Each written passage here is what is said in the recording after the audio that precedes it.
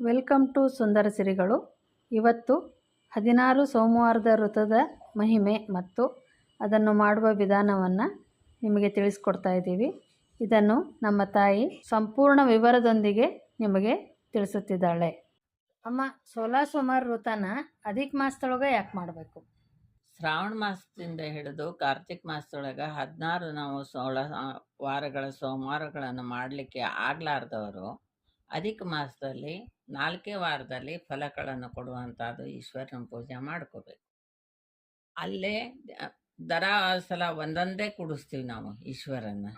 ಇಲ್ಲೇ ಪ್ರತಿ ಸಲ 4 ಈಶ್ವರನ ಕುಡಿಸ್ಕೊಂಡು ಈ ಪೂಜೆ ನಾವು ಸ್ಟಾರ್ಟ್ ಮಾಡಿದರೆ ನಮ್ಗೆ ಈ ಫಲ ಸಿಗ್ತದೆ. ಅಂದ್ರೆ ಒಂದ ತಿಂಗಳದೊಳಗ ನಿಂಗ 16 ಸೋಮವಾರ ವ್ರತ ಫಲ ಸಿಗ್ತದೆ. ಅದಕ್ಕೆ ಏನೇನು ನಾವು ತಯಾರಿ ಮಾಡ್ಕೋಬೇಕಮ್ಮ? ಫಸ್ಟು ಗಣಪತಿ ಪೂಜೆ ಮಾಡೋ ಸಲುವಾಗಿ ಅಡಿಕೆ ಬೆಟ್ಟ, ಒಂದು ಕಾಯಿನ್ಸು, ಆಮೇಲೆ ಅವಾಗೆಲ್ಲ ತಯಾರಾಗುವಂಥ ಕೊಬ್ಬರಿ, ಬೆಲ್ಲ, ಆಮೇಲೆ ಒಂದು ನೀಲಂಜನ, ಕೆಂಪು ಗೆಜ್ಜೆ ವಸ್ತ್ರ, ಕೆಂಪು ಹೂ, ಗರಿಕೆ ಅವನ್ನೆಲ್ಲ ಇಟ್ಕೊಂಡು ಗಣಪತಿ ಪೂಜೆ ಫಸ್ಟ್ ಮಾಡ್ಕೋಬೇಕು. ಆಮೇಲೆ ನಾವು ಏನು ಮಾಡಬೇಕು, ನಾವು ತಯಾರಿಸಿದ ಈಶ್ವರನ ಸುತ್ತಿನ ಮಣ್ಣು ಇಲ್ಲೇ ಅದು ಸಿಗದೇ ಇದ್ದಲ್ಲಿ ಈ ತುಳಸಿ ಕಟ್ಟಿಯಲ್ಲಿ ಒಳಗಿನ ಮಣ್ಣಿಗೆ ಸ್ವಲ್ಪರ ಕುಡಿಸಿಕೊಂಡು ಒಂದು ಮೂರ್ತಿ ತಯಾರು ಮಾಡ್ಕೋಬೇಕು. 4 ಅವು ನಮ್ಮ 4 ಸಣ್ಣ ಸೈಜಿನ ಒಂದು ಮುಷ್ಟಿ ಒಳಗೆ ಇರುವಷ್ಟು ಈಶ್ವರನ ಮಾಡ್ಕೋಬೇಕು. ಅಂದ್ರೆ ಸಣ್ಣ ಸೈಜ್ ಒಂದು 4 ಇಂಚದೊಳಗೆ ಬರುವಂತ ಈಶ್ವರನ ಪೂಜೆ ಮಾಡ್ಕೊಳ್ಳಿಕ್ಕೆ ಅನುಕೂಲ ಮಾಡ್ಕೋಬೇಕು. 4 ಇಡೋದ್ರಿಂದ ನಿಮಗೇನಾಗ್ತದ, 4 4 14 4 ವಾರದ್ದು ಇದು ಪೂಜೆ ಮಾಡ್ಲಿಕ್ಕೆ ಬಂದಂಗೆ ಆಗ್ತದೆ. ಈ ಈಶ್ವರ ಪೂಜೆ ಮಾಡ್ಲಿಕ್ಕೆ ಏನ್ ಬೇಕು? ತಿಲಾಕ್ಷತಿ ಕಾಳು. ತಿಲಾಕ್ಷತಿ ಕಾಳು ಅಂದ್ರೆ ಏನಮ್ಮ? ತಿಲಾಕ್ಷತಿ ಕಾಳು ಅಂದ್ರೆ ಗೋಧಿ, ಅಕ್ಕಿ, ಆಮೇಲೆ ಉದ್ದಿನ ಬೇಳೆ, ಎಳ್ಳು, ಕಡಲೆಬೇಳೆ ಎಲ್ಲ ಕೂಡಿಸಿ ನಾವು ಮಾಡಿಡೋದಕ್ಕೆ ತಿಲಾಕ್ಷತಿ ಕಾಳು ಅಂತಾರೆ. ಈ ತಿಲಾಕ್ಷತಿ ಕಾಳು ಈಶ್ವರಿಗೆ ಬಹಳ ಪ್ರೀತಿ.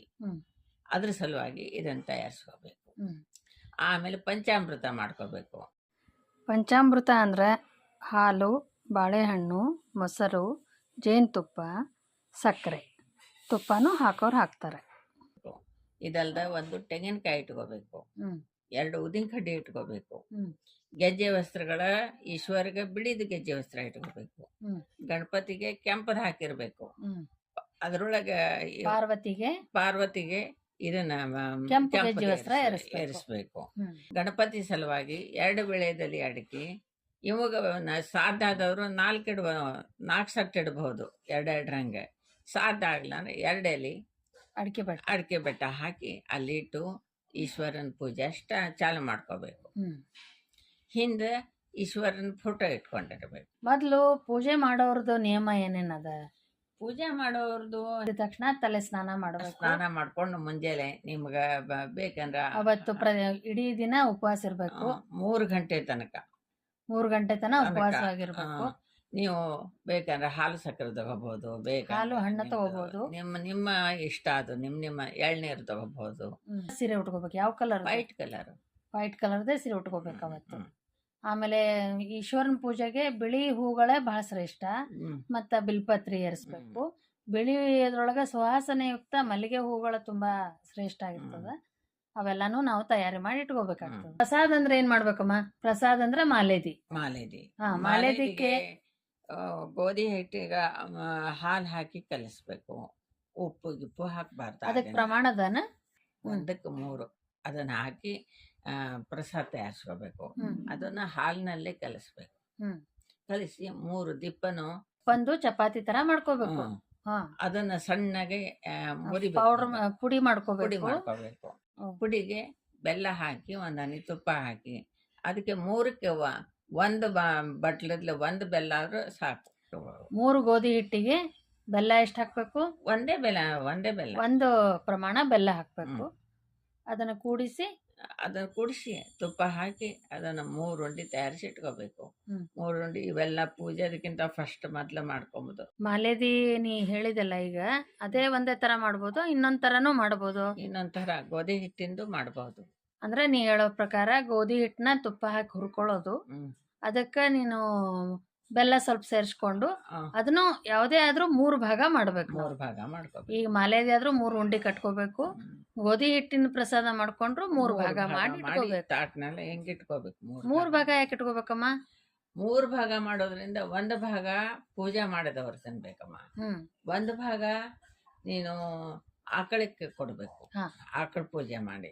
2ನೇ ಭಾಗ 3ನೇ ಭಾಗ ಎಲ್ಲಾರು ಕೂಡಿ ಮನೆಯೊಳಗಿದ್ದವ್ರಿಗೆ ಪ್ರಸಾದ ಹಂಚ್ಬೇಕು. ಮನೆಯವ್ರಿಗೆ ಹೊರಗಿನವ್ರು ಬಂದ್ರ ಯಾರಿಗಾದ್ರೂ ಪ್ರಸಾದ ವಿತರಣೆ ಮಾಡ್ಲಿಕ್ಕೆ ಇನ್ನೊಂದು ಭಾಗ. ಇವು 3 ಭಾಗ ಮಾಡ್ಬೇಕು. ಆದ್ರ ಅವತ್ತು ಬರೇ ಮಾಲೆ ದಿನ ತಿಂದವ್ರು ಇರ್ಬೇಕೇನ? ಆದ್ರೆ ಪ್ರಸಾದ ತಗೊಂಡು ಪಂಚಾಮೃತ ಪ್ರಸಾದ 2 ಸ್ವೀಕಾರ ಮಾಡ್ಬೇಕು. ಅವತ್ತಿನ ದಿವಸ ಮಾತ್ರ ಖಟ್ಟ ಮಾಡ್ಬೇಕು. ಹಾಲು ಆಮೇಲೆ ಮಾಲೆದಿ ಪ್ರಸಾದನ ತಗೊಂಡು ಅವತ್ತಿರ್ಬೇಕಾಗ್ತದ. ಪಂಚಾಮೃತ ಅಂತ 16 ಸೋಮವಾರ ವ್ರತದ್ದು ಪೂಜಾದ ಪ್ರಾರಂಭದ್ದು ಕಥೆ ಹೇಳ್ತೇನೆ. ಶ್ರೀ ಗಣೇಶಾಯ ನಮಃ. ಅಸ್ತಾದಿರಹಿತೆ ಶ್ರಾವಣ ಪ್ರಥಮೆ ಸೋಮೆ ಶುಭೆ ಮುಹೂರ್ತೆ ಇದಂ ಷೋಡಶ ಸೋಮವಾರ ಋತಂ ಸ್ವಸ್ತಿ ವಾಚಕ ಪೂರ್ವಕ ಗ್ರಾಹ್ಯ ತತ್ವ ಪ್ರಾರ್ಥದಾನಂ ದಂತಧಾವನಂ ಪೂರ್ವಕಃ ಸ್ಮಾತ್ಮ ಪ್ರದೋಷ ಸಮಯೇ ಉಮಯಾ ಸಹಿತ ಈಶ್ವರ ಷೋಡಶೋಪಚಾರೈ ಅರ್ಚತೇನ ತೀರ್ಥ ಪ್ರತಿ ಸೋಮವಾರಂ. ಇದು 16 ಸೋಮವಾರದ ಪೂಜೆ ಮಾಡುವ ಪದ್ಧತಿಗಳು. ಯಾವುದು ಅಂತಂದ್ರೆ ಈಗ ನಾವು ಮಾಡೋದು ಅಧಿಕ ಮಾಸದ ಸಲುವಾಗಿ ನಾವು 4 ಸೋಮವಾರ ಪೂಜೆ ಮಾಡಬೇಕಾಗದ. ಅದ್ರ ಸಲುವಾಗಿ 4 ಈಶ್ವರಗಳ ಇಟ್ಕೊಂಡು ಅದನ್ನು ಪೂಜೆ ಮಾಡಬೇಕು. ಮೊದಲು ಪೂಜೆ ಮಾಡಬೇಕಾದ್ರೆ ಶ್ರೀ ಕೃಷ್ಣಾಯ ನಮಃ, ಆಚಮ್ಮ ಕೇಶವಾಯ ನಮಃ, ನಾರಾಯಣ ನಮಃ, ಗೋವಿಂದಾಯ ನಮಃ, ಕೃಷ್ಣಾಯ ನಮಃ, ಪ್ರಣಮಸ ಶ್ರೀಮನ್ಮಥ ಗಣಾಧಿಪತಿಯೇ ನಮಃ, ಇಷ್ಟದೇವತಾಭ್ಯೋ ನಮಃ, ಕುಲದೇವತಾಭ್ಯೋ ನಮಃ, ಗ್ರಾಮದೇವತಾಭ್ಯೋ ನಮಃ, ಸ್ಥಾನದೇವತಾಭ್ಯೋ ನಮಃ, ವಾಸ್ತುದೇವತಾಭ್ಯೋ ನಮಃ ಇತ್ಯಾದಿ ನವಗ್ರಹ ದೇವತಾ ಪೂಜ್ಯ ನಮಃ ಇತ್ಯತ್ಕರ ಪ್ರಧಾನ ದೇವತಾಭ್ಯೋ ನಮಃ. ಸರ್ವೇಷು ದೇವೇಭ್ಯೋ ಬ್ರಾಹ್ಮಣೇಭ್ಯೋ ನಮೋ ನಮಃ. ಪ್ರಾರಂಭ ಕಾರ್ಯ ನಿರ್ವಿಘ್ನಮಸ್ತು. ಗಣಪತಿ ಪೂಜೆ ಮಾಡಿಕೊಳ್ಳಬೇಕು. ಗಣಪತಿ ಪೂಜೆ ಅಂದರೆ ಅಡಿಕೆ ಬೆಟ್ಟ, ಒಂದು ಕಾಯಿನ್ಸು, ಅದನ್ನು ಹಿಂಗೆ ತೊಳೆದು ಇಟ್ಕೊಂಡು ಅದನ್ನು ಮೇಲೆ ಗಣಪತಿಗೆ ಕೆಂಪು ಹೂವು, ಕೆಂಪು ಗೆಜ್ಜೆ ವಸ್ತ್ರ ಎಲ್ಲ ಏರಿಸಿ ಈ ಮಂತ್ರಗಳನ್ನೆಲ್ಲ ಹೇಳಿ ಅದನ್ನು ಪೂಜೆ ಮಾಡಬೇಕು. ಸುಮುಖೈಶ್ಚ ದಂತಸ್ಯ ಕಪಿಲೋ ಗಜಕರ್ಣಕಃ ಲಂಬೋದರಸ್ಯ ವಿಕಟೋ ವಿಘ್ನನಾಶೋ ಗಣಾಧಿಪಃ ಧೂಮ್ರಕೇತೋ ಗಣಾರಕ್ಷೋ ಬಾಲಚಂದ್ರೋ ಗಜಾನನಃ.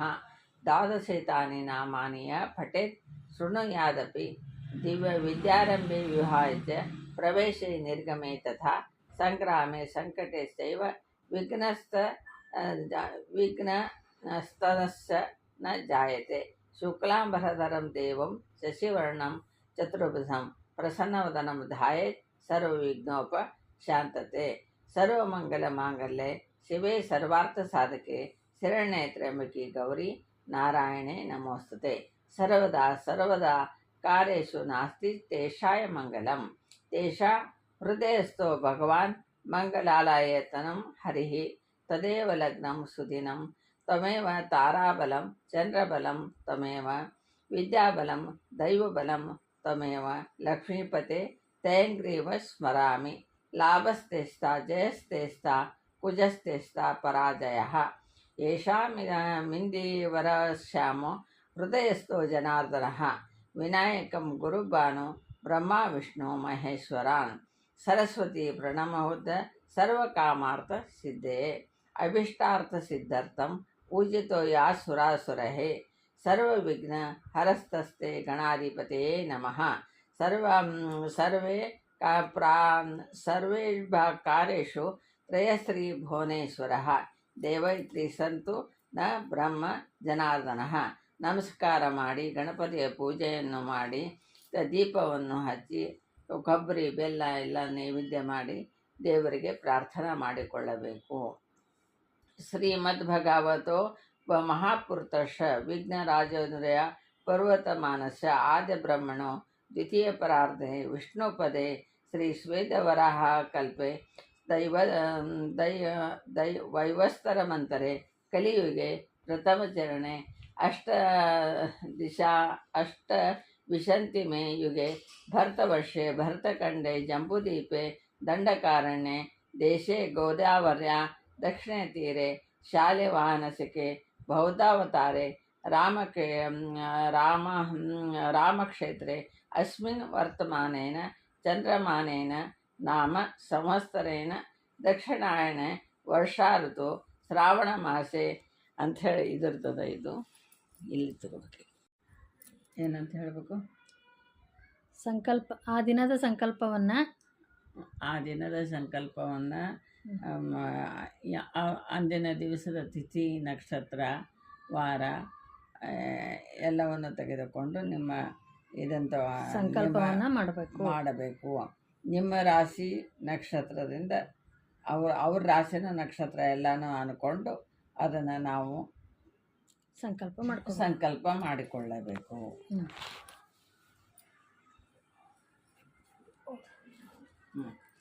ನಾವು ಇದನ್ನು ಮಣ್ಣಿನ ಲಿಂಗ ಪೂಜೆ ಮಾಡೋದಕ್ಕೆ ನಾವೇನಂತೀವಿ, ಮೃತ್ತಿಕಾ ಶಿವಲಿಂಗ ಪೂಜಾ ಕರಿಷ್ಯೆ ಅಂತಂತೇಳಿ ಅಂತೀವಿ ನಾವು ಅನ್ನುತ್ತೇವೆ. ಈ ಕರ್ಮಿಣಿ ಸಹ ಜನಮನಿ ಜನ್ಮಾಂತರೇಶು ಅಖಂಡ ಸೌಭಾಗ್ಯಾದಿ ಮನೋವಾಂಛಿತ ಕಾಮನಾ ಸಿದ್ಧಾರ್ಥ ಉಮಾಮಹೇಶ್ವರ ದೇವತಾ ಪೂಜನಂ ಕರಿಷ್ಯೆ ಅಂಥೇಳಿ ನೀರು ಬಿಡಬೇಕು. ತದಂಗ ಕಲಶ ಪೂಜೆ ಮಾಡ್ಕೋಬೇಕು. ಕಲಶಸ್ಯ ಮುಖೆ ವಿಷ್ಣು ರುದ್ರೇ ಕಂಠೆ ರುದ್ರ ಸಮಾರ್ಚಿತಃ ಮೂಲೆ ತತ್ರ ಸ್ಥಿತೋ ಬ್ರಹ್ಮ ಮಧ್ಯೆ ಮಾತೃಗಣ ಸ್ಮೃತಃ ಅಂದು ಕಲಶ ಪೂಜೆ ಮಾಡ್ಕೋಬೇಕು.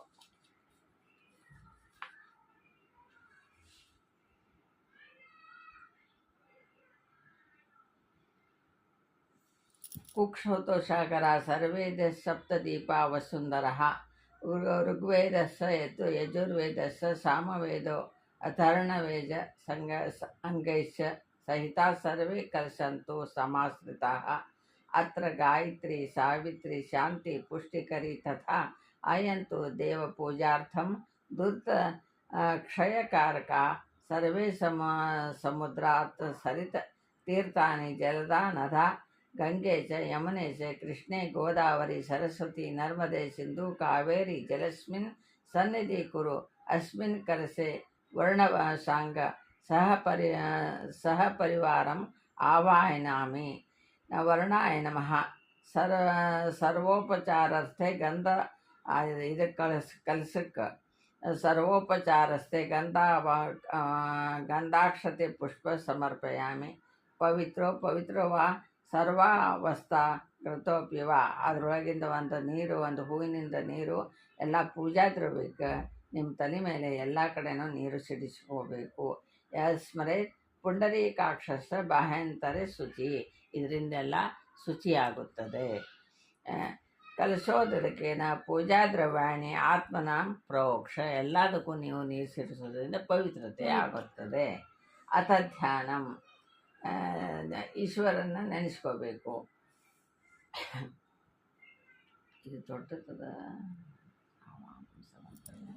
ಮಹೇಶಂ ರಜತಗಿರಿ ನಿತ್ಯಂ ಮಹೇಶಂ ರಜತಗಿರಿ ಚಾರು ಚಂದ್ರಾರ್ಕ ವಸಂತಂ ರತ್ನೋಕಲ್ಪೋಜ್ವಲಾಂಗಂ ಪರಶುಮೃಗಾವತಾರಾಭೀತಿ ಹಸ್ತಂ ಪ್ರಸನ್ನಂ ಪದ್ಮಾಸೀನಂ ಸಮಂತಾತ್ ಸ್ತುತಮಃ ಗಣೇರ್ವ್ಯಾಘ್ರಂ ಕೃತಿ ವಸಾನಂ ವಿಶ್ವಾದ್ಯ ವಿಶ್ವವಂದ್ಯ ನಿಖಿಲಭಯಹರಂ ಪಂಚವಕ್ರಂ ತ್ರಿನೇತ್ರಂ ಉಮಾಮಹೇಶ್ವರ ನಮಃ. ಧ್ಯಾನಂ ಸಮರ್ಪಯಾಮಿ. ನಮಸ್ಕಾರ ಮಾಡಬೇಕು. ಆಗಚ್ಛ ದೇವೇಶ ತೇಜೋರಾಶಿ ಜಗತ್ಪತೆ ಕ್ರಿಯಾಣ ಮಯ ಪೂಜಾ ಗ್ರಹಣ ಸುರಸುತ್ತಮಂ ಉಮಾಮಹೇಶ್ವರಾಯ ನಮಃ. ಆವಾಹನಂ ಸಮರ್ಪಯಾಮಿ.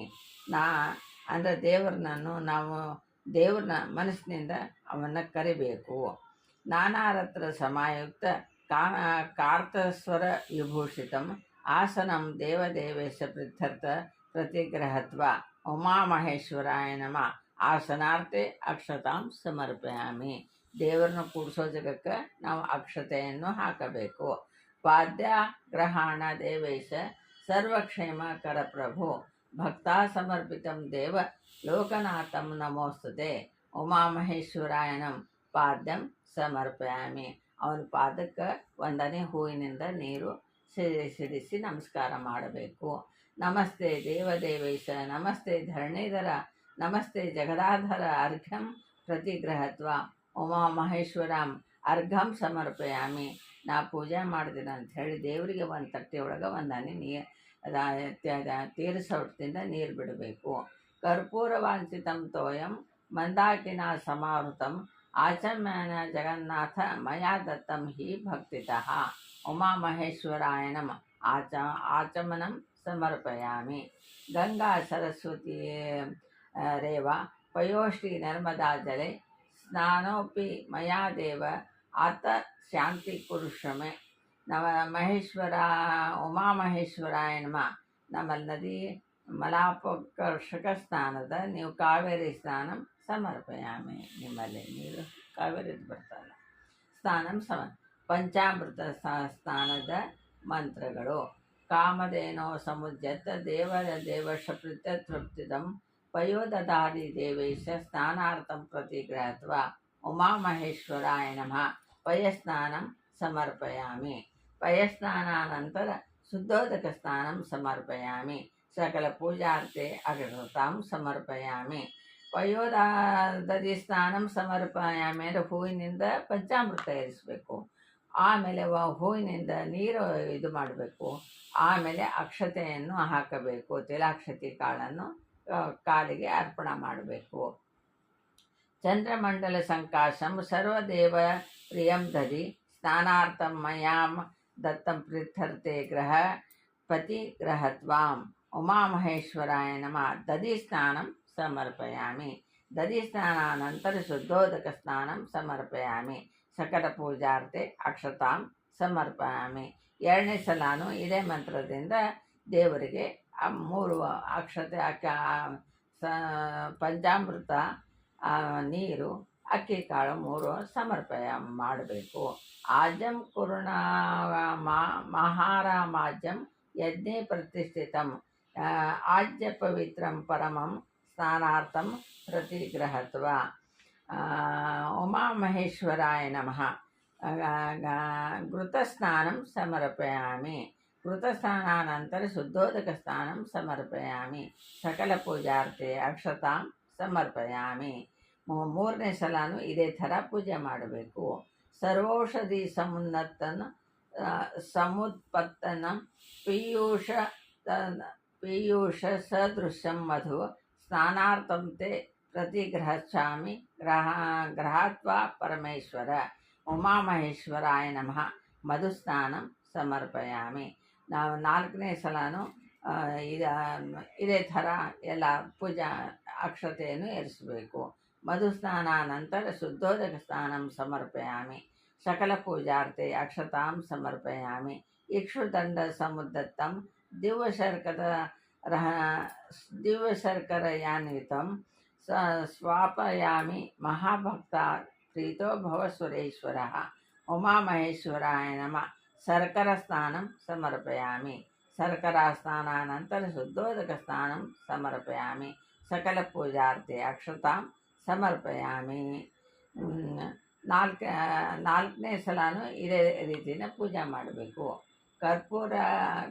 ಕರ್ಪೂರೈಲಾಸ ಸಮಾಯುಕ್ತಂ ಸುಗಂಧ ದ್ರವ್ಯಸಯುತಂ ಗಂಧೋದಕೇನ ಸ್ವಪ್ನಂ ಸ್ನಾನಾರ್ಥಂ ಪ್ರತಿಘತ್ವ ಉಮಾಮಹೇಶ್ವರಾಯ ನಮಃ ಗಂಧೋದಕ ಸ್ನಾನಂ ಸಮರ್ಪಯಾಮಿ. ಗಂಧೋದಕ ಸ್ನಾನ ಅಂದರೆ ದೇವರಿಗೆ ಗಂಧವನ್ನು ತೀರಿಸೌಟಿನಿಂದ ನೀರಿನಿಂದ ಇದ್ದುಕೊಂಡು ಅದನ್ನು ಗಂಧದ ನೀರು ದೇವರಿಗೆ ಸಿಡಿಸಬೇಕು. ಗಂಧೋದಕ ಸ್ನಾನಾನಂತರ ಶುದ್ಧೋದಕ ಸ್ನಾನಂ ಸಮರ್ಪಯಾಮಿ. ಶುದ್ಧೋದಕ ಸ್ನಾನಾನಂತರ ಸರ್ವ ವಸ್ತ್ರೋಪವಸ್ತ್ರಾರ್ತೆ ಅಕ್ಷತಾಂ ಸಮರ್ಪಯಾಮಿ. ನೀವು ಗೆಜ್ಜೆ ವಸ್ತ್ರ, ಹೂವು ಇವನ್ನೆಲ್ಲ ವಿಲಾಪನಾರ್ಧೆ ಚಂದನಂ ಸಮರ್ಪಯಾಮಿ. ಅರಿಶಿನ ಕುಂಕುಮ ಸೈಡು ಗಂಗೆಗೇರಿಸಿ ಪಾರ್ವತಿಗೇರಿಸಿ ಉಳಿದದ್ದು ಈಶ್ವರಿಗೆಲ್ಲಾನು ತಿಲಾಕ್ಷತಿ ಕಾಳು ಏರಿಸಿ, ಪತ್ರೆ ಏರಿಸಿ, ಬಿಳಿ ಹೂ ಏರಿಸಿ, ಎಲ್ಲ ಸಮರ್ಪಯಾಮಿ ಮಾಡಿ ಧೂಪ ದೀಪಾದಿ ನೈವೇದ್ಯ ಇದನ್ನು ದೀಪ ಬೆಳಗಬೇಕು. ನೈವೇದ್ಯಾರ್ತೆ ಯಥಾಂಶ ಪಂಚಾಮೃತ ಶೇಷ ಉಳಿದದ್ದು ನೈವೇದ್ಯ ಸಮರ್ಪಯಾಮಿ ಅಂತ ನೈವೇದ್ಯದ್ದು ಮಾಡಬೇಕು. ಉಮಾಮಹೇಶ್ವರಾಯ ನಮಃ. ಮಹಾಭಿಷೇಕ ಸ್ನಾನಂ ಸಮರ್ಪಯಾಮಿ. ಸ್ನಾನಾನಂತರ ಆಚಮನೀಯ ಸಮರ್ಪಯಾಮಿ. ಸರ್ವ ಭೂಷಾರ್ತೆ ಭೂಷಣಾಧಿಕೆ ಸೌಮ್ಯ ಲೋಕಲಜ್ಜಾ ನಿವಾರಣೆ ಮಯೋಪದಾದಿತೆ ಶುದ್ಧ ವಾಸಿತಂ ಗ್ರಹ ಪ್ರತಿ ಗ್ರಹತ್ವ. ಉಮಾಮಹೇಶ್ವರಾಯ ನಮಃ. ವಸ್ತ್ರಯುಗ್ಮಂ ಸಮರ್ಪಯಾಮಿ ಅಂದರೆ ಗೆಜ್ಜೆ ವಸ್ತ್ರ ಏರಿಸಬೇಕು. ದೇವದೇವಸ್ಸ ಸಮಸ್ತೇಶು ತ್ರಾಯಿಮ ಭವಸಾಗರಾತ್ ಬ್ರಹ್ಮಸ್ತೋತ್ರ ಸ್ತೋತ್ರೇಣ ಗ್ರಹಣಾಸ್ ಪುರುಷೋತ್ತಮಂ. ಉಮಾಮಹೇಶ್ವರಾಯ ನಮಃ. ಯಜ್ಞೋಪವೀತಂ ಸಮರ್ಪಯಾಮಿ. ಇದ್ರೆ ಜನವಾರ ಹಾಕಬೇಕು, ಇಲ್ಲಾರ ಹಾಕಿ ಕಾಳೆ ಏರಿಸಬೇಕು. ಶ್ರೀಖಂಡ ದೇವ ಚಂದನ ದಿವ್ಯ ಗಂಡಾಢ್ಯಂ ಸುಮನೋಹರಂ ಸರ್ವಿಲೇಪನಂ ಸುರಶ್ರೇಷ್ಠ ಚಂದನಂ ಪ್ರತಿಗ್ರಹತ್ವ. ಉಮಾಮಹೇಶ್ವರಾಯ ನಮಃ. ಚಂದನಂ ಸಮರ್ಪಯಾಮಿ ಅಂದರೆ ಗಂಧವನ್ನು ಏರಿಸಬೇಕು. ಅಕ್ಷತಾ ತಂಡೂಲ ಶುಭ್ರ ಕುಂಕುಮಾನೆ ವಿರಾಜಿತ ಮಯಾ ನಿವೇಶ ಭಕ್ತಾಗ್ರಹಣವ ಪರಮೇಶ್ವರ. ಉಮಾಮಹೇಶ್ವರಾಯ ನಮಃ. ಅಕ್ಷತಾಂ ಸಮರ್ಪಯಾಮಿ. ಅಕ್ಷತೆಯನ್ನು ಹಾಕಬೇಕು. ಹರಿದ್ರ ಸರ್ವ ವರ್ಣಾಭ ಸರ್ವ ಸೌಭಾಗ್ಯದಾಯಿನಿ ಸರ್ವಲಂಕಾರ ಮುಖ್ಯಾದಿ ದೇವಿ ಪ್ರತಿಗ್ರಹತ್ವ. ಉಮಾಮಹೇಶ್ವರಾಯ ನಮಃ. ಹರಿದ್ರ ಸಮರ್ಪಯಾಮಿ. ಹರಿದ್ರ ಅಂದರೆ ಅರಿಶಿನ ಏರಿಸಬೇಕು. ಹರಿದ್ರ ಚೂರ್ಣ ಸಮಾಯುಕ್ತಂ ಕುಂಕುಮಂ ಕಾಮದಾಯಕಂ ಸರ್ವಾಲಂಕೃತ ದಿವ್ಯದೇವಿ ತ್ವಂ ಪ್ರತಿಗ್ರಹತ್ವ. ಉಮಾಮಹೇಶ್ವರಾಯ ನಮಃ. ಕುಂಕುಮ ಸಮರ್ಪಯಾಮಿ. ಇದಂ ಫಲಾಮಯ ದೇವಂ ಸ್ಥಾಪಿತಂ ಪುರಸತ್ತಮಂ ತೇನ ಮೇ ಸಕಲ ವ್ಯಾಪ್ತಿ ಭುವನೇಶ್ವ ಭವೇ ಜನ್ಮನಿ ಫಲಿತಂ ಸರ್ವತ್ರೈಲೋಕ್ಯ ಸರಾಚರಂ ತಸ್ಮಾತ್ ಫಲಪ್ರಧಾನೇನ ಸಫಲಾಚ್ಛ ಮನೋರಥ. ಉಮಾಮಹೇಶ್ವರಾಯ ನಮಃ. ನಾರಿಕೇಲ ಸಮರ್ಪಯಾಮಿ. ತೆಂಗಿನಕಾಯಿ ಹೊಡಿಬೇಕು. ಹಿರಣ್ಯಗರ್ಭಸ್ಥ ಹೇಮಬೀಜ ವಿಭಾವತು ಅನಂತ ಪುಣ್ಯಂ ಫಲಪ್ರದಂ ಶಾಂತಿ ಪ್ರಯಚ್ಛಂ ಮೇ. ಉಮಾಮಹೇಶ್ವರಾಯ ನಮಃ. ಸುವರ್ಣಪುಷ್ಪ ದಕ್ಷಿಣಾ ಸಮರ್ಪಯಾಮಿ. ಉಮಾಮಹೇಶ್ವರಾಯ ನಮಃ. ನೀಲಾಂಜನ ಸಮರ್ಪಯಾಮಿ. ಉಮಾಮಹೇಶ್ವರಾಯ ನಮಃ. ಕರ್ಪೂರ ಪೂಜನ ಸಮರ್ಪಯಾಮಿ. ಆಮೇಲೆ ಆರತಿ ಮಾಡಬೇಕು.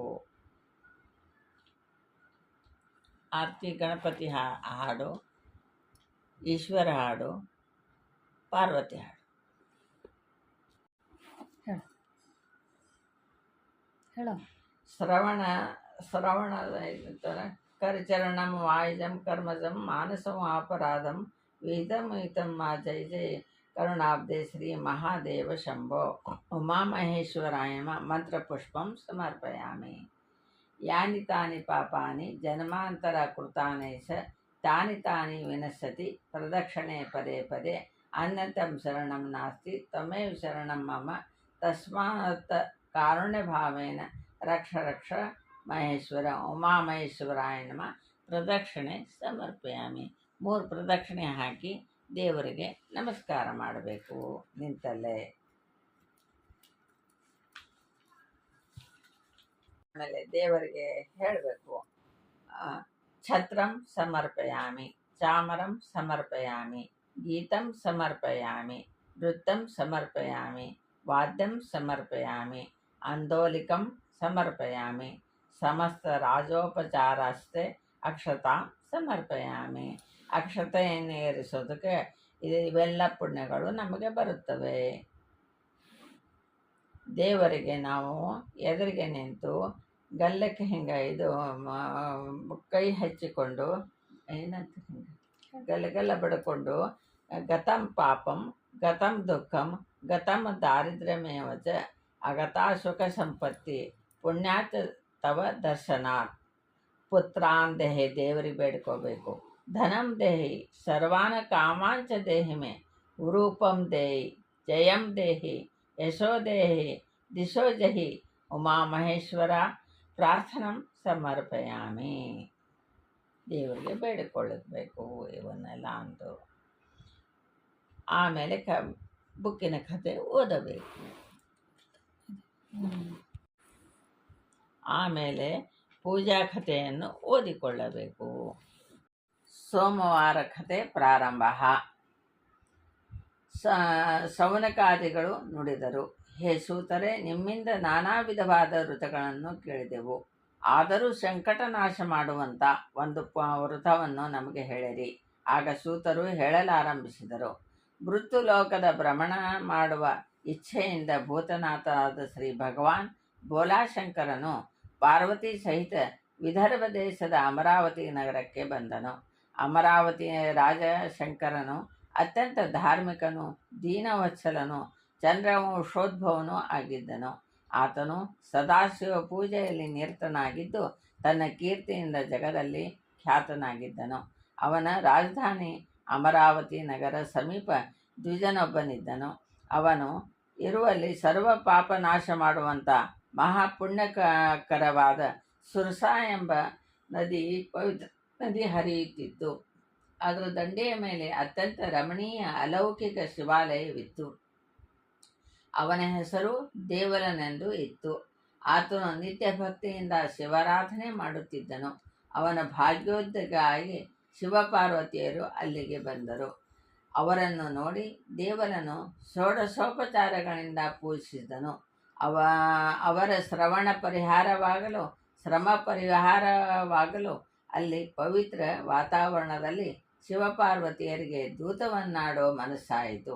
ಆಗ ಮಹಾದೇವನು, ಹೇ ಪ್ರಿಯೆ, ಈ ಸಮಯದಲ್ಲಿ ನೀನು ನನಗೆ ಹೃದಯಾನಂದವಾಗುವಂಥ ದೂತವನ್ನು ನನ್ನ ಸಂಗಡ ಆಡು.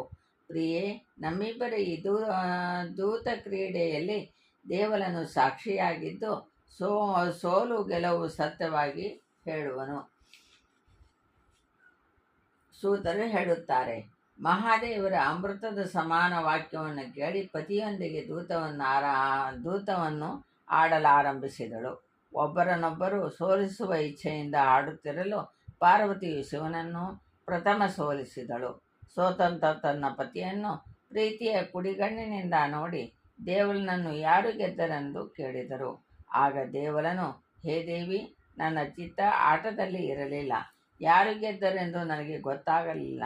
ಪುನಃ ಆಡರಿ, ಲಕ್ಷ್ಯಗೊಟ್ಟು ನೋಡಿ ಹೇಳುವೆ ಎಂದನು. ಹಾಗೇ ಆಗಲಿ ಎಂದು ಇಬ್ಬರು ಪುನಃ ದೂತ ಆಡಿದರು. ಮತ್ತೆ ಎರಡನೇ ಬಾರಿಯೂ ಪಾರ್ವತಿ ಗೆದ್ದಳು. ಆಗ ಮತ್ತೆ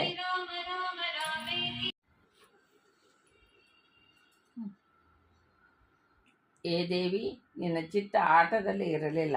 ಯಾರು ಗೆದ್ದರೆಂದು ನನಗೆ ಗೊತ್ತಾಗಲಿಲ್ಲ ಎಂದು ಪುನಃ ಆಡಿರಿ ಎಂದು ಚಿತ್ತಗೊಟ್ಟು ನೋಡಿ ಹೇಳುವೆ ಎಂದನು. ಹಾಗೇ ಆಗಲಿ ಎಂದು ಇಬ್ಬರು ಪುನಃ ದೂತ ಆಡಿದರು. ಮತ್ತೆ ಎರಡನೇ ಬಾರಿಯೂ ಪಾರ್ವತಿ ಗೆದ್ದಳು. ಆಗ ಮತ್ತೆ ದೇವರನನ್ನು ಪಕ್ಷಪಾತ ಬಿಟ್ಟು ನಿಜ ನುಡಿ ಎಂದು ಕೇಳಿದಳು. ಆಗ ಶಿವಪೂಜಕನಾದ ದೇವಲನು, ನಿಜವಾಗಿ ಶಿವನೇ ಗೆದ್ದನು, ಇದರಲ್ಲಿ ಸಂಶಯವೇ ಇಲ್ಲ ಎಂದನು. ಈ ಮಾತನ್ನು ಕೇಳಿ ಕುಪಿತಳಾದ ಪಾರ್ವತಿಯು ಅವನ ದುರ್ದೈವದಿಂದ ದೇವಲನಿಗೆ ಶಾಪ ಕೊಟ್ಟಳು. ಎಲ್ಲೋ ದುರ್ಬುದ್ಧಿಯೇ, ದೇವಲನೇ, ಅಸತ್ಯ ನುಡಿದ ಫಲಭೋಗಿಸು. ನೀನು ಕುಷ್ಟಿಯಾಗಿ ಎಲ್ಲೆಡೆ ಸಂಚರಿಸುತ್ತಾ ಕಾಲ ಕಳೆ ಅಂದಳು. ಮತ್ತೆ ಅಲ್ಲಿಂದ ಪತಿಯೊಂದಿಗೆ ಕೈಲಾಸಕ್ಕೆ ಹೋದಳು. ದೇವಲನು ಕುಷ್ಠರೋಗಿಯಾಗಿ ಬಳಲುತ್ತಾ ಸುರಸಾ ನದಿಯ ದಂಡೆಯಲ್ಲಿ ಸಂಚರಿಸುತ್ತಿದ್ದನು. ಕೆಲ ಸಮಯದ ನಂತರ ಅವನ ಪೂರ್ವ ಪುಣ್ಯದಿಂದ ಅವನ ಮಿತ್ರ ಶುಕಮುನಿ ದೇವನು ಅಲ್ಲಿಗೆ ಬಂದನು. ಶುಕಮುನಿಯು ಯೋಗಕ್ಷೇಮವನ್ನು ಕೇಳಲು ದೇವನು ತನಗೆ ಬಂದ ಕುಷ್ಠರೋಗದ ಕಾರಣವನ್ನು ಹೇಳಿದನು. ಆ ಮುನಿಶ್ರೇಷ್ಠನು ಅವನ ವಚನವನ್ನು ಕೇಳಿ ಕುಷ್ಠ ನಿವಾರಣೆಗಾಗಿ ವೃತವನ್ನು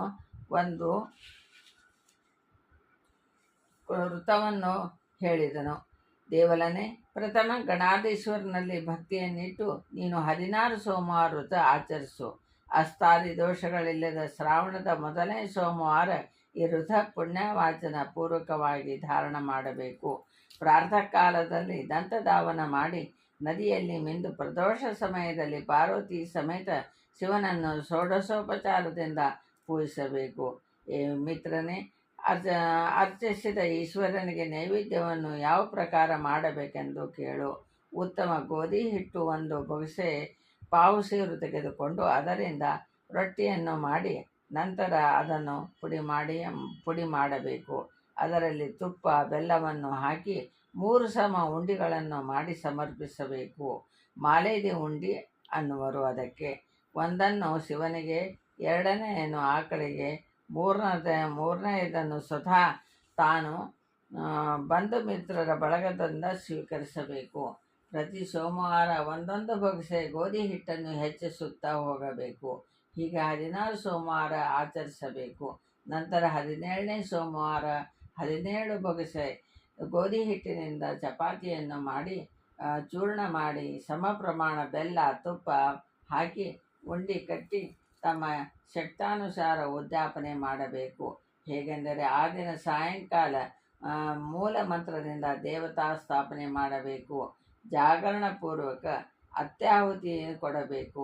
16 ಬ್ರಾಹ್ಮಣರಿಗೂ, 1 ದಂಪತಿಗೂ ಅಥವಾ 17 ದಂಪತಿಗಳಿಗೆ ಭೋಜನ, ವಸ್ತ್ರದಾನ, ದಕ್ಷಿಣೆ ಕೊಟ್ಟು ಸಂತೋಷಪಡಿಸಬೇಕು. ಅಥವಾ ಕರು ಸಹಿತ ಆಕಳನ್ನು ದಾನ ಕೊಡಬೇಕು. ಈ ಪ್ರಕಾರ ವೃದ್ಧ ಮಾಡಲು ನಿನ್ನ ಕುಷ್ಠ ಪರಿಹಾರವಾಗುವುದು. ಅದಕ್ಕಾಗಿ ನಿನಗೆ ಹಿಂದೆ ಜರುಗಿದ ಪೌರಾಣಿಕ ಕಥೆಯನ್ನು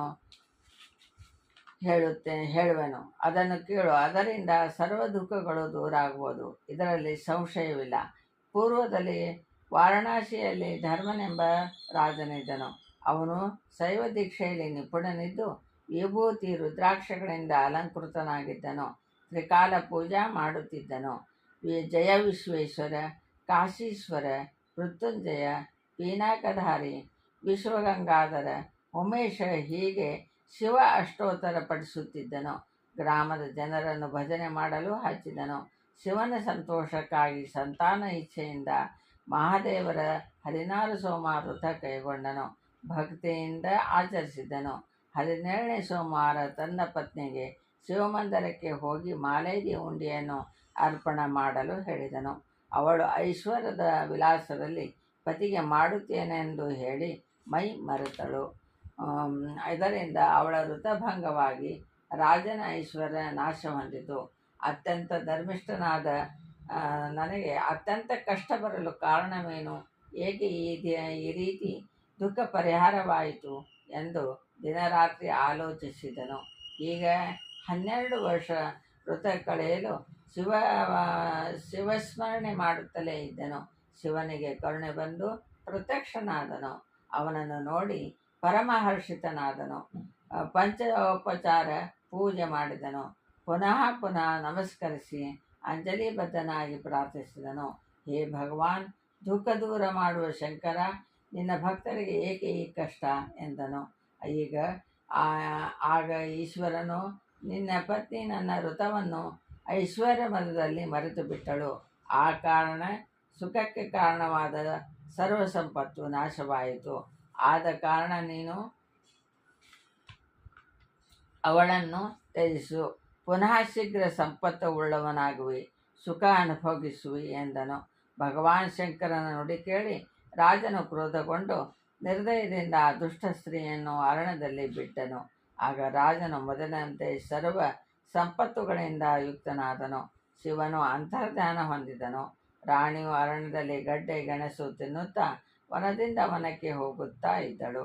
ಒಂದು ದಿನ ವನದಲ್ಲಿ ವ್ಯಾಪಾರಕ್ಕೆ ಹೋಗುತ್ತಿರುವ ಶೂದ್ರ ಸ್ತ್ರೀಯನ್ನು ಕಂಡಳು. ಅವಳ ತಲೆಯ ಮೇಲೆ ಹತ್ತಿ ಗಂಟು ಹೊತ್ತುಕೊಂಡಿದ್ದಳು. ಶೂದ್ರ ಸ್ತ್ರೀ ರಾಣಿಯ ದುಃಖವನ್ನು ಕೇಳಿ ಒಬ್ಬರಿಗೊಬ್ಬರು ಸಂಗಾತಿಗಳಾದರು. ಅವಳಿಗೂ ವ್ಯಾಪಾರಕ್ಕೆಂದು ಅರ್ಧ ಹತ್ತಿ ಗಂಟು ಕೊಟ್ಟಳು. ಇಬ್ಬರು ಪಟ್ಟಣಕ್ಕೆ ಮಾರಲು ಹೋದರು. ದಾರಿಯಲ್ಲಿ ಬಿರುಗಾಳಿ ಬಂದು ಇಬ್ಬರ ಗಂಟು ಹಾರಿ ಹೋದವು. ಹೀಗೆ ರಾಜನ ಪತ್ನಿಯ ಸಂಗತಿಯಿಂದ ಆ ಶೂದ್ರ ಸ್ತ್ರೀಯು ಬಹಳ ದುಃಖಿತಳಾದಳು. ಆ ಸಮಯದಲ್ಲಿ ನನ್ನ ಹೊರತು ಇಷ್ಟು ಹಾನಿ ಬೇರ್ಯಾರಿಗೂ ಆಗಿಲ್ಲ. ಅಂದ ಮೇಲೆ ನಿಜವಾಗಿಯೂ ಈ ದರಿದ್ರ ರಾಣಿಯಿಂದ ನನಗೂ ಈ ದುಃಖ ಪ್ರಾಪ್ತಿ ಆಯಿತು ಎಂದು ಅವಳನ್ನು ಹಾದಿಯಲ್ಲಿ ಬಿಟ್ಟು ಮನೆಗೆ ಮರಳಿದನು. ರಾಜಪತ್ನಿಯು ಯಾರ ಮನೆಗೆ ಹೋದಳೋ ಅವರೆಲ್ಲ ಹಾನಿಗೊಳಗಾದರು. ಭೀತಿಯಿಂದ ಅವಳನ್ನು ಯಾರೂ ಸನಿಹ ಬರಗೊಡಲಿಲ್ಲ. ನದಿ ತೀರಕ್ಕೆ ಹೋದಳು. ನದಿಯು ಅದೃಶ್ಯವಾಯಿತು. ಆಮೇಲೆ ಭ್ರಮರಗಳಿಂದ, ಗುಂಜಾರಣ್ಣನ ನಾದದಿಂದ, ಪಂಚರಂಗ ಕುಮುದಗಳಿಂದ ಸುಶೋಭಿತ ಒಂದು ಅತಿರಮ್ಯ ಸರೋವರಕ್ಕೆ ಬಂದಳು. ಮಹಾಪಾಪಿಯಾದ ಇವಳ ದರ್ಶನದಿಂದ ನೆರಳು ಬೀಳಲು ಆ ಸರೋವರವೆಲ್ಲ ಹುಳುಗಳಿಂದ ತುಂಬಿತು. ತನ್ನ ಅಪರಾಧವನ್ನು ನೆನೆಸಿ ಅತ್ತಳು. ಶಿವದಾಸನೆಂಬ ಮಹಾರಾಜ ಸಾಧು ಅವಳ ರೋದನ ಕೇಳಿ ಬಂದನು. ನೀನು ಯಾರ ಮಗಳು, ಯಾರ ಹೆಂಡತಿ ಎಂದು ಅವಳ ವೃತ್ತಾಂತವನ್ನು ಅರಿತನು. ಆಗ ರಾಜಪತ್ನಿಯು ಮೊದಲನೆಯ ವೃತ್ತಾಂತವನ್ನು, ತಾನು ಮಾಡಿದ ಪಾಪವನ್ನು ಸ್ಮರಿಸುತ್ತಾ ಹೇಳಿದಳು. ತಮ್ಮ ರಾಜನ ಹೆಂಡತಿಯನ್ನು ತಮ್ಮ ಆಶ್ರಮಕ್ಕೆ ಕರೆದೊಯ್ದನು. ಅವಳಿಂದ ಯಥಾವಿಧಿ 16 ಸೋಮವಾರ ವೃತವನ್ನು ಮಾಡಿಸಿದನು. ರಾಜಪತ್ನಿಯ ದುಃಖವನ್ನು ಕಳೆದನು. ಈ ವೃತ ಮಹಿಮೆಯಿಂದ ರಾಜನಿಗೆ ತನ್ನ ಪತ್ನಿಯಲ್ಲಿ ಮೊದಲಿನಂತೆ ಪ್ರೀತಿ ಹುಟ್ಟಿತು. ರಾಣಿಯ ವಿಯೋಗವು ಪರಮ ವಿಹ್ವಲವಾಗಿ ತಂದಿತು. ಸರ್ವಶಾಸ್ತ್ರದಲ್ಲಿ ಮನೆ ಹೆಂಡತಿಯೇ ಮುಖ್ಯ. ಮಾಡತಕ್ಕ ಎಲ್ಲ ಧರ್ಮಾಚಾರಗಳಲ್ಲಿ ಹೆಂಡತಿಯ ಪ್ರಾಮುಖ್ಯ ಎಂದು ಹೇಳುವೆ. ಕಾರಣ ನನ್ನ ಪತ್ನಿಯನ್ನು ಸೋಲಿಸು ಎಂದು ಮಂತ್ರಿಗೆ ಹೇಳಿದನು. ಅಲ್ಲದೆ ಹೆಂಡತಿ ಇಲ್ಲದೆ ಮನೆಗೆ ಅರಣ್ಯಕ್ಕೆ ಸಮಾನವೆಂದು ಅವಳನ್ನು ಬಿಟ್ಟು ಮಾಡಿದ ಧರ್ಮವು ನಿಶ್ಚಿತವಾಗಿ ವ್ಯರ್ಥವು. ಕಾರಣ ಧರ್ಮ ಸಿದ್ಧಿಸಬೇಕಾದರೆ ಪತ್ನಿಯು ಅತ್ಯವಶ್ಯಕ. ಆದ್ದರಿಂದ ನನ್ನ ಭಾರ್ಯೆಯನ್ನು ಎಲ್ಲ ಕಡೆಗೂ ಹುಡುಕು ಎಂದು ಮಂತ್ರಿಗೆ ಪದೇ ಪದೇ ಹೇಳಿದನು. ಮಂತ್ರಿ ಎಲ್ಲ ಕಡೆಗೆ ಹುಡುಕಿ ಶಿವದಾಸ ಸಾಧುವಿನ ಹತ್ತಿರ ಬಂದು ರಾಣಿ ಇರುವುದನ್ನು ಗುರುತಿಸಿದನು. ಅವಳನ್ನು ಕರೆಯಲು ಶಿವದಾಸನು ಪತಿಯೊಂದಿಗೆ ಕಳಿಸುವನೆಂದನು. ಮಂತ್ರಿಯು ಕಾಶಿ ಕ್ಷೇತ್ರಕ್ಕೆ ಹೋಗಿ ರಾಜನಿಗೆ ಎಲ್ಲ ವೃತ್ತಾಂತ ಅರಿವಿದನು. ರಾಜನು ರಾಜವೈಭವದೊಂದಿಗೆ ಶಿವದಾಸನಲ್ಲಿಗೆ ಬಂದು ಅವನಿಗೆ ವಂದಿಸಿ ಅವನಿಗೆ ಮರ್ಯಾದೆ ಮಾಡಿ ಸತ್ಕರಿಸಿದನು. ಅವನ ಆಜ್ಞೆ ಪಡೆದು ತನ್ನ ಪತ್ನಿಯನ್ನು ಕರೆದುಕೊಂಡು ರಾಜಧಾನಿಗೆ ಬಂದನು. ಬ್ರಾಹ್ಮಣನ ಭೋಜನ ದಾನಾದಿಗಳನ್ನು ಮಾಡಿದನು. ರಾಜರಾಣಿಯರು 16 ಸೋಮವಾರ ವೃತ ಭಕ್ತಿಯಿಂದ ಆಚರಿಸುತ್ತಿದ್ದರು. ವಿಶ್ವೇಶ್ವರನ ವರಪ್ರಸಾದದಿಂದ ಅವರಿಗೆ ಮನ್ಮಥನಂತೆ ಹಾಗೂ ಪರಾಕ್ರಮಿಗಳಾದ 4 ಗಂಡು ಮಕ್ಕಳಾದರು. ಸಂತೋಷದಿಂದ ದಿನಗಳನ್ನು ಕಳೆದರು. ಈ ಪ್ರಕಾರ ಸುಖಮ್ನಿಗಳು ದೇವಲಕ್ಕನಿಗೆ ಈ ಕಥೆಯನ್ನು ಹೇಳಿ, ನೀನು ಈ ವೃತ ಆಚರಿಸಿ ದಿವ್ಯ ದೇಹವನ್ನು ಧರಿಸು ಎಂದನು. ಸೂತರು ಹೇಳುತ್ತಾರೆ, ಈ ಪ್ರಕಾರ ದೇವಲಕ್ಕನಿಗೆ ಸುಖಮುನಿಗಳು ಹೇಳಿದರು. ಅದರಂತೆ ದೇವಲಕ್ಕನು ಶ್ರೇಷ್ಠ ವೃತ್ತದಿಂದ ದಿವ್ಯ ದೇಹಧಾರಿಯಾದನು. ಒಂದು ದಿನ ಪಾರ್ವತಿ ಆ ಸುಂದರ ದೇವಲಕ್ಕನನ್ನು ನೋಡಿ ಪತಿಗೆ, ನನ್ನ ಶಾಪದಿಂದ ಕುಷ್ಠರೋಗಿಯಾದ ದೇವಲಕ್ಕನು ಈ ದೇಹಧಾರಿಯಾಗಲು ಹೇಗೆ ಕಾರಣ ಎಂದು ಕೇಳಿದಳು. ಆಗ ಶಿವನು, ಹೇ ದೇವಿ, ಅವನನ್ನೇ ಕೇಳು ಎಂದು ಎಂದನು. ಆಗ ಪಾರ್ವತಿ ದೇವಲಕ್ಕನನ್ನು, ನಿನ್ನ ದೇಹವು ಹೇಗೆ ಸುಂದರವಾಯಿತು ಎಂದನು. ಅದಕ್ಕೆ ಅವನು 16 ಸೋಮವಾರ ವೃತ್ತದಿಂದ ಎಂದು ಹೇಳಿದನು. ಆಗ ಪಾರ್ವತಿಯು ಅವನಿಂದ ಈ ಆಶ್ಚರ್ಯಕರವಾದ ವೃತವನ್ನು ಕೇಳಿದಳು. ತಾನು ಭಯಭಕ್ತಿಯಿಂದ ವೃತವನ್ನು ಮಾಡಿದಳು. ಅದರಿಂದ ಪರಾಕ್ರಮಿಯಾದ ಸ್ಕಂದನೆಂಬ ಮಗನಾದನು. ಸ್ಕಂದನಾದನು ಇದೇ ವೃತದಿಂದ ಸರ್ವಶ್ರೇಷ್ಠ ಸೇನಾಪತಿಯಾದನು. ರಾಕ್ಷಸ ರಾವಣನು ಐಶ್ವರ್ಯ ಸಂಪನ್ನನಾದನು. ಈ ವೃತವನ್ನು ಮಾಡಲಾಗಿ ಪತ್ನಿಯನ್ನು ಇಚ್ಛಿಸುವವರಿಗೆ ಪತ್ನಿ ಪ್ರಾಪ್ತಿ ಆಗುವಳು. ಮಹಾಸಂಕಟ ನಾಶಾರ್ಥ ಈ ವೃತವನ್ನು ವಿಧಿವತ್ ಆಗಿ ಆಚರಿಸಬೇಕು. ಪುತ್ರೇಚ್ಛುಗಳಿಗೆ ಪುತ್ರ ಪ್ರಾಪ್ತಿ ಆಗುವುದು, ಧನಾರ್ಥಿಗೆ ಧನ ಪ್ರಾಪ್ತಿ ಆಗುವುದು, ವಿದ್ಯಾರ್ಥಿಗೆ ವಿದ್ಯೆ ಪ್ರಾಪ್ತಿ ಆಗುವುದು. ಐಶ್ವರ್ಯದ ಲಾಲಸೆ ಇದ್ದವನಿಗೆ ಐಶ್ವರ್ಯ ಪ್ರಾಪ್ತಿ ಆಗುವುದು. ಸ್ತ್ರೀಯರಾಗಲಿ ಪುರುಷರಾಗಲಿ ಈ ವೃತ ಭಕ್ತಿಪೂರ್ವಕವಾಗಿ ಆಚರಿಸಬೇಕು. ಈ ವೃತದಿಂದ ವೈರಿಗಳು ವಶರಾಗುತ್ತಾರೆ. ಎಲ್ಲ ಕಾರ್ಯಗಳು ಕೈಗೂಡುವವು. ಸರ್ವ ಋತುಗಳಲ್ಲಿ ಉತ್ತಮೋತ್ತಮವಾದ ಈ ಸೋಮವಾರ ವೃತದಿಂದ ಸರ್ವರ ಮನೋರಥಗಳು ಪೂರ್ಣವಾಗಿದೆ. ಭಗವಾನ್ ನಾರಾಯಣ ವಿಷ್ಣುವಿಗೆ ಈ ವೃತ ಪ್ರಭಾವದಿಂದ ಸುದರ್ಶನ ಚಕ್ರ ಪ್ರಾಪ್ತವಾಗಿದೆ. ಈ ವೃತ ಆಚರಿಸುವರು 16 ಸೋಮವಾರ ವೃತ ಕಥೆ ಕೇಳುವವರು ಹೇಳುವವರು ಲೋಕದಲ್ಲಿ ವಿಫಲ ಭೋಗಗಳನ್ನು ಭೋಗಿಸುವರು. ಕೊನೆಗೆ ಶಿವಪದ ಹೊಂದುವರು. ಹರ ಹರ ಮಹಾದೇವ. ಶುಭಮಸ್ತು. ಕೃಷ್ಣಾರ್ಪಣಮಸ್ತು.